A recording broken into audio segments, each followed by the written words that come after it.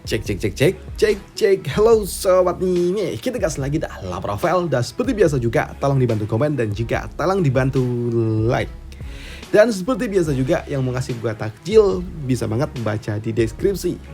Yaudah langsung aja kita gaskan lah profile-nya.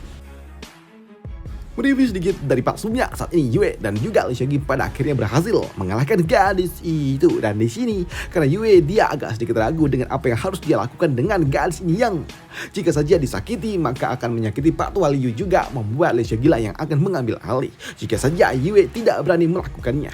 Dan untuk Yue dia pun tahu kalau sepertinya Lee Seung-gi akan mengambil alih tanggung jawab ini daripada Yue yang akan membuat Lee Seung-gi akan mendapatkan sebuah masalah nantinya jika saja Lee Seung-gi melakukannya kepada Pak Tua Liu. Dan di sini Yue dia pun tidak tega jika saja Lee Seung-gi akan mendapatkan hukuman jika dia melakukan hal seperti ini.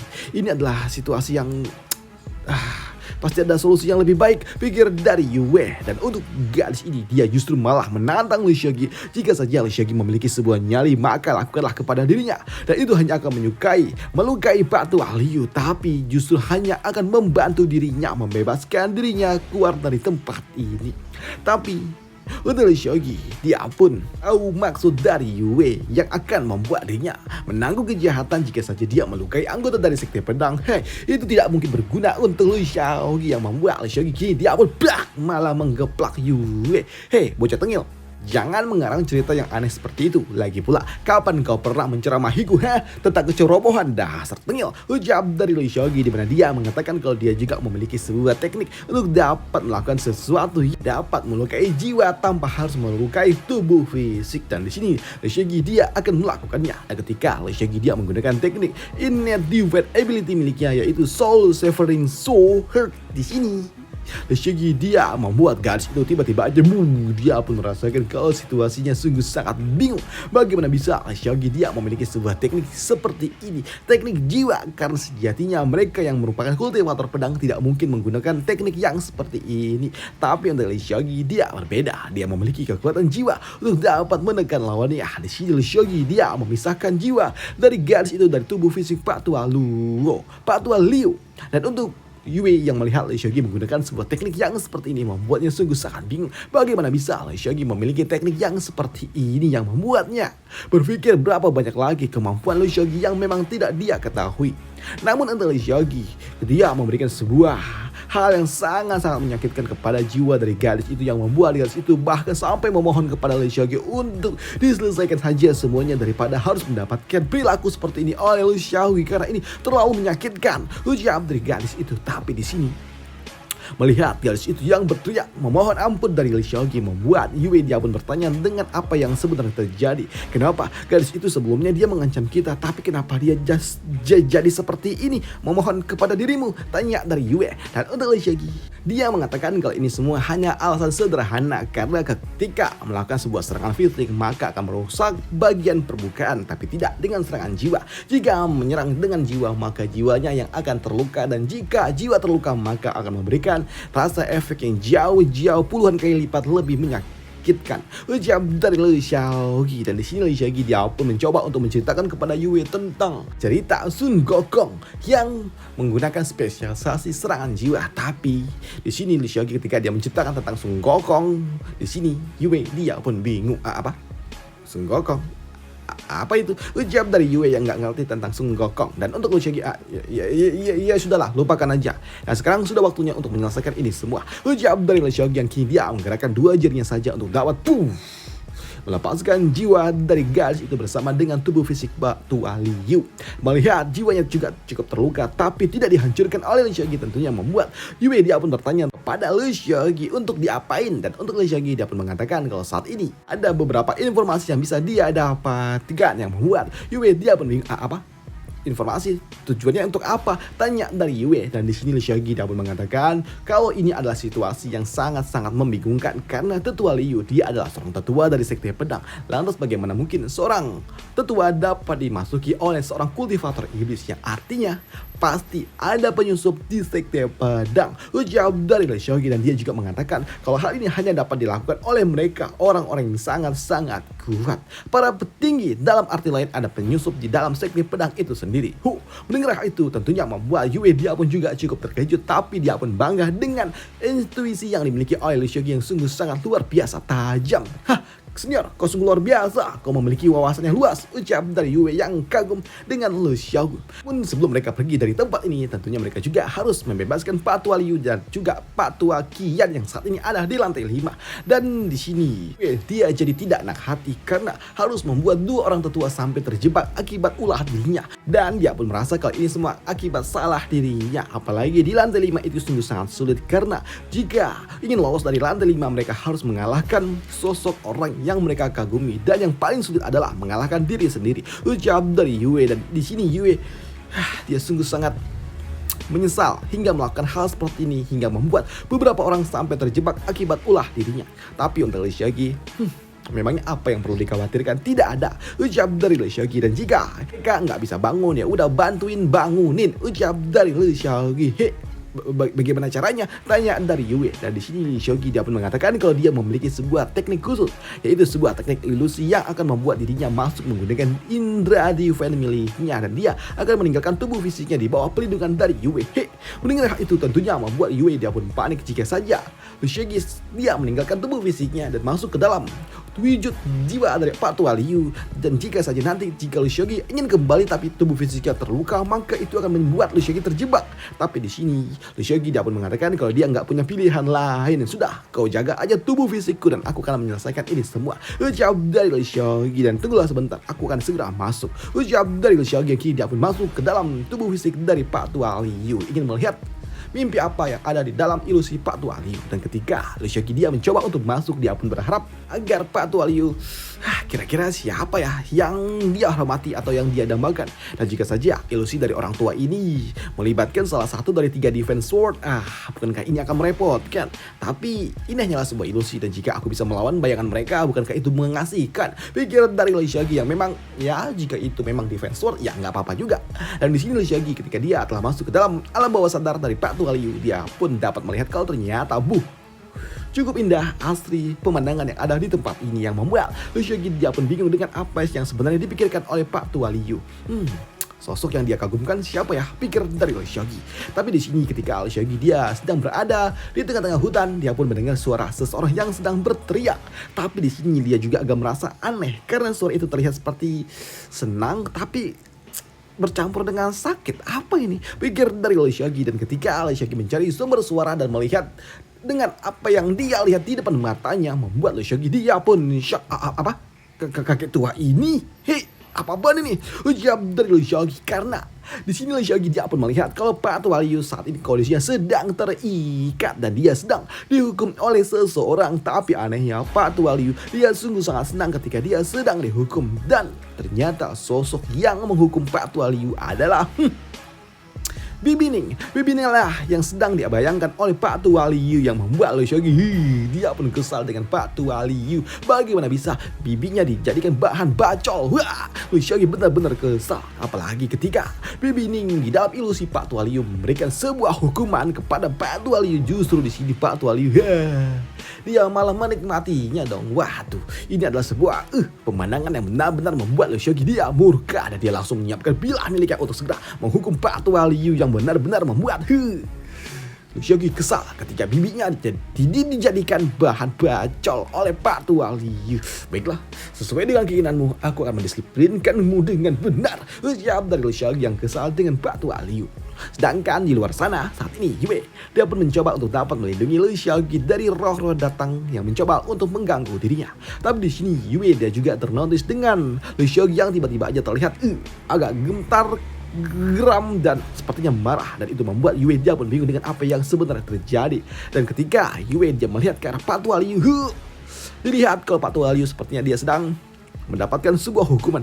Apakah dia sedang dipukul? Pikir dari Yue. Apalagi di sini ketika Yue melihat Lee Seok-gi dan juga Pak Tua Liu secara bersamaan, membuat Yue dia pun bingung dengan apa yang sebenarnya terjadi. Kenapa Lee Seok-gi terlihat seperti ingin memukul, sedangkan Pak Tua Liu seperti sedang terpukul. Dan itu membuat Yue jadi bingung. Apalagi tiba-tiba aja Pak Tua Liu dia memuntahkan setengah esensinya. Waduh. Dan untuk Pak Tua Liu tiba-tiba aja dia pun sadar setelah dia ditonjok kayaknya. Waduh. Dan itu membuatnya berujat.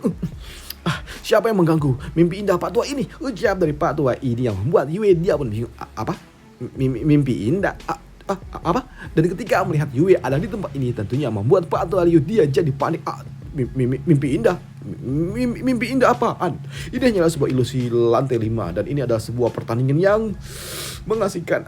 Yue, sepertinya kau salah dengar. Tidak ada yang mimpi indah. Tidak ada. Ucap dari Pak Tua itu yang membuat Yue jadi bingung. Apa? Orang tua ini kenapa ekspresinya berubah begitu cepat? Pikir dari Yue. Tapi di sini karena memang telah bangun. Pak Tua Liu telah bangun di sini. Yue dia pun mengatakan kalau saat ini mereka bukan di lantai 5 tapi lantai 7 yang membuat Pak Tua Liu lantai 7. Sini Pak Tua Liu dia pun bingung bagaimana dia bisa ada di lantai 7 karena yang dia ingat dia hanya ada di lantai 5 dan itu membuatnya sungguh sangat senang. Dia sungguh sangat senang ketika dia telah mencapai lantai 7 dan dia pun sempat berpikir kalau dia memiliki sebuah kemampuan dan mungkin saja dia memiliki sebuah ataupun memenuhi sebuah syarat hingga dia bisa menjadi salah satu defensor di masa depan. Ucap dari Pak Tua Liu yang sungguh sangat senang. Tapi di sini dia juga bingung bagaimana dia bisa mencapai lantai 7. Yang aku ingat aku ada di lantai 5 bersama dengan tetua Qin. Kenapa aku ada di lantai 7? Tanya dari Pak Tua Liu yang membuat Yue dia juga bingung mau ngomong gimana. Tapi di sini Lu Xiaogi lah yang menjawabnya. Tidak perlu bertanya berlama-lama. Kita harus segera menuju lantai 5 dan menemukan Pak Tua Qin. Ucap dari Lu Xiaogi yang membuat Pak Tua Liu dia bingung. Benarkah? Ucap Pak Tua Liu yang bingung dan kini dia mengikuti Lu Xiaogi turun ke lantai 5. Dan untuk Pak Tua Liu dia juga bingung dengan apa yang sebenarnya terjadi, tapi dia juga merasakan ada aura permusuhan dari Lu Xiaogi kepada dirinya yang membuat dia jadi merinding dan juga bingung dengan apa yang sebenarnya terjadi. Dan kini di lantai 5, Lu Xiaogi dan juga Yue serta Pak Tua Liu mereka pun bertemu dengan Pak Tua Qin yang sedang duduk bersila. Yang melihat itu semua membuat Yue dia pun berpikir apakah Paman Qin dia sedang bermeditasi? Apakah dia telah lepas dari ilusinya sendiri? Pikir dari Yue dan ternyata hal itu benar adanya karena saat ini Pak Tua Qin dia telah bangkit dari ilusinya dan dia pun cukup senang ketika dia melihat Lu Xiaogi dan juga Yue serta rekannya Liu telah kembali. Akhirnya kau telah kembali dan sekarang ayo kita tinggalkan tempat ini. Ucap dari Pak Tua Qin. Tapi di sini Pak Tua Qin dia juga mengatakan kalau dia ada sesuatu yang ingin dibicarakan dengan Lu Xiaogi. Mendengar itu semua membuat kedua orang ini mereka pun memutuskan untuk pergi duluan saja. Ya, kami akan menemui kalian di luar ya. Ucap dari Pak Tua Liu. Dan untuk Lu Xiaogi setelah mereka tinggal berdua membuatnya bertanya dengan apa yang ingin dikatakan oleh Pak Tua ini. Dan di sini Pak Tua Qin sebelum dia mengatakan kalau Lu Xiaogi bukanlah anggota dari sekte pedang, tapi aku percaya dengan dirimu. Jadi biarlah aku berikan sebuah pengecualian. Ucap dari Pak Tua ini dan setujulah ini semua dan aku akan memberitahukanmu semua informasi ini. Ucap dari Pak Tua ini yang membuat Lu Xiaogi dia berujar. Baiklah, jika kau percaya dengan diriku, katakanlah. Jika tidak, jangan katakan. Ucap dari Lu Xiaogi yang membuat Pak Tua ini dia pun agak sedikit kaget dengan respon yang diberikan oleh Lu Xiaogi yang sungguh sangat tegas. Dan itu membuat Pak Tua Liu dia berujar. Baiklah, aku ingin menceritakannya. Di dalam ilusi spiritualku yang sebelumnya, aku melihat sosok pimpinan dari sekte Li Sui Feng, Master Sekte. Dan dia adalah orang yang paling aku kagumi dan dia adalah salah satu dari Great Defense Swordman yang ada di sekte pedang. Sama sekali tidak mungkin aku dapat mengalahkannya. Tapi setelah melawan ilusi itu dalam waktu yang cukup lama, akhirnya aku memberanikan diri untuk dapat mencoba menyerang. Dan yang mengejutkan, hanya dalam satu serangan aku dapat mengalahkannya. Ujar dari Pak Tua ini dan dia juga bingung dengan apa yang sebenarnya terjadi. Bagaimana mungkin Master Sekte dapat dikalahkan dengan cukup mudah? Karena yang dia tahu, ilusi yang ada di tempat ini memiliki kekuatan yang sama dengan wujud asli orang yang ada di luar sana. Dan ini adalah pemandangan yang tentunya membuat dirinya bingung. Bagaimana bisa Master Sekte selemah itu? Ujar dari Pak Tua Qin yang membuat Lu Xiaogi dia pun tahu dengan apa maksud dari orang tua ini. Jadi apa yang ingin kau katakan adalah pimpinan dari sekte Li Sui Feng sejatinya dia memiliki sebuah masalah? Entahlah, aku tidak yakin, tapi pasti ada yang salah. Sesuatu yang besar mungkin saja telah terjadi di sekte pedang dalam waktu dekat, mungkin saja akan terjadi. Aku tidak bisa mempercayai siapapun di sekte pedang lagi dan aku hanya bisa percaya dengan dirimu. Ujar dari Pak Tua ini yang membuat Lu Xiaogi dia berujar. Baik, aku mengerti. Aku tahu apa yang harus aku lakukan. Ujar dari Lu Xiaogi yang membuat Pak Tua Qin dia pun langsung mengepalkan tinjunya dan dia juga berujar. Baik, aku mengerti. Ujar dari Pak Tua ini yang membuat Pak Tua ini tiba-tiba aja kaget juga. Kenapa aku tiba-tiba aja memberikan salam kepada seorang junior, ujar dari orang tua ini. Sedangkan untuk Lee Seok-gi, dia pun berpikir bagaimana mungkin salah satu dari 4 defense world memiliki kekuatan yang cukup lemah dan dapat dikalahkan oleh Pak Tua Kim dengan cukup mudah. Namun ini cukup aneh karena ilusi ini diciptakan tidaklah sesederhana itu. Diciptakan dengan wujud asli serta kekuatan yang kurang lebih sama dengan wujud asli yang ada di luar sana. Dan itu membuat Lee Seok-gi dia pun berpikir apakah jangan-jangan Lee Zui-feng dia adalah seorang mata-mata. Tapi jika itu benar, apakah apa alasannya kenapa dia menjadi pengkhianat dari sekte pedang? Pikir dari Lee Seok-gi yang bingung dengan apa yang sebenarnya terjadi. Bagaimana bisa master sekte justru jadi pengkhianat sekte? Dan apakah benar yang dikatakan oleh Kim Tai ini? Pikir dari Lee Seok-gi yang jadi ragu dengan apa yang diucapkan oleh orang tua itu. Dan tak lama setelahnya kini di luar sana, akhirnya Pak Tua Ji dan juga Bibi Ning dapat bernafas lega ketika melihat Yue dan juga orang tua Lee datang keluar. Akhirnya kau kembali, kau benar-benar membuat mastermu panik saja, ujar dari Pak Tua Ji. Dan di sini Bibi Ning juga sungguh sangat senang ketika melihat Yue telah kembali. Dan untuk Yue, dia pun mengucapkan terima kasih kepada para senior yang telah memberikan sebuah perhatian kepada dirinya. Tapi di sini, ketika Yue sedang berbicara seperti itu, ada seseorang yang datang dan berujar, "Yue, kau berani-beraninya membuat masalah. Kau membuat kekacauan di saat ayahku sedang pergi," ujar dari gadis ini yang merupakan putri dari seorang Sofragan. Dan dia, memiliki kepala tuyul yang godang. Waduh. Dan di sini untuk gadis ini dia pun juga kesal dengan Yue yang benar-benar membuat cari masalah aja. Telah membuat orang-orang jadi khawatir dengan dirinya, ucap dari gadis ini yang kini merepet kepada Yue. Dan melihat itu semua membuat Lee Seok-gi dia pun tersenyum. Seperti yang diharapkan dari seorang pasangan. Mereka benar-benar telah menjadi lebih dekat sepertinya, ucap dari Lee Seok-gi. Tapi Yue, kau masih harus bekerja keras karena lihat seniormu ini telah mengklaim wilayahnya. Udah duluan, ucap dari Lee Seok-gi yang lebih bangga kepada dirinya karena dia satu langkah lebih dulu daripada Yue dalam hal menaklukkan seorang wanita. Tapi di sini melihat Lee Seok-gi telah kembali dan melihat Lee Seok-gi lah yang menyelamatkan Yue, membuat dia di sini sungguh sangat senang.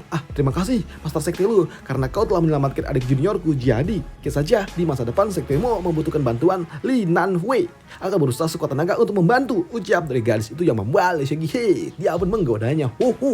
Aku ini telah menyelamatkan Yue loh. Lantas apa hubungannya dengan dirimu? Ucap dari Lee Seok-gi yang membuat gadis ini dia pun malu dengan Lee Seok-gi. Dan itu jelas adalah sebuah drama cinta-cintaan dari seorang anak muda yang membuat Bibi Ning dan juga Pak Tua Ji dia pun tersenyum saja. Dan itu membuat Pak Tua Ji dia pun berujar, dasar masa muda itu indah ya, ucap dari Pak Tua Ji. Dan melihat Bibi Ning yang tersenyum tertawa seperti itu membuat Pak Tua Liu ya, masa muda memang indah, ucap Pak Tua Liu yang melirik kepada Bibi Ning.